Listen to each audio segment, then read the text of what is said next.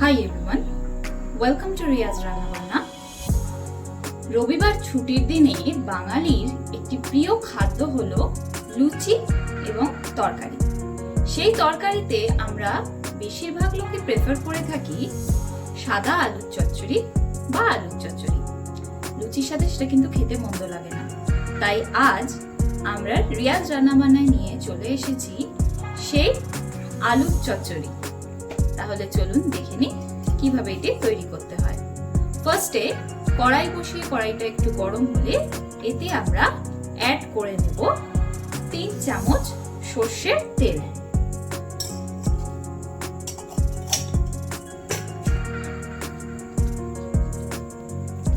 তেলটা গরম হলে এবার আমরা তাতে দিয়ে দেব ছোট চামচের 2 চামচ মতন পাঁচফোড়ন।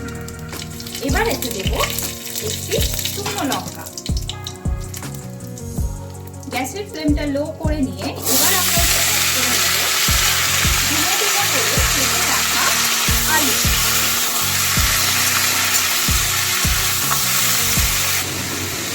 এবার তাতে নুন এবং হলুদ আমরা অ্যাড করব। এখানে আমরা 1 টেবিলস্পুন মতো লবণ দিচ্ছি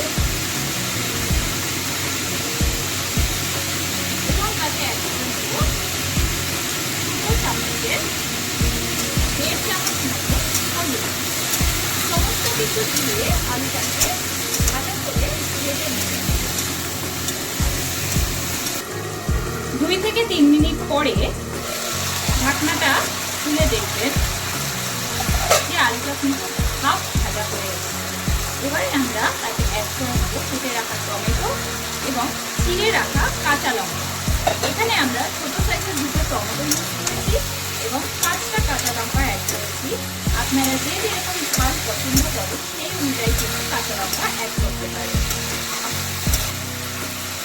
এভাবে সমস্ত কিছু দিয়ে মোটামুটি 3 থেকে 4 মিনিট নাড়াচাড়া করে দিতে হবে। এইভাবে 3 থেকে 4 মিনিট নেড়ে ফেড়ে নেওয়ার পরে আলুটা ভাজা হয়ে গেলে আমরা তাতে অ্যাড করে নেব পরিমাণ মতো জল।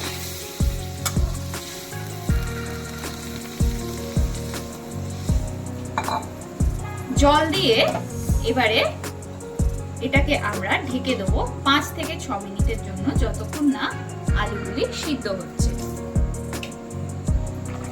কিছুক্ষণ পর ঢাকনাটা তুলে দেখবেন এইভাবে তরকারিটা ফুটতে আরম্ভ করেছে।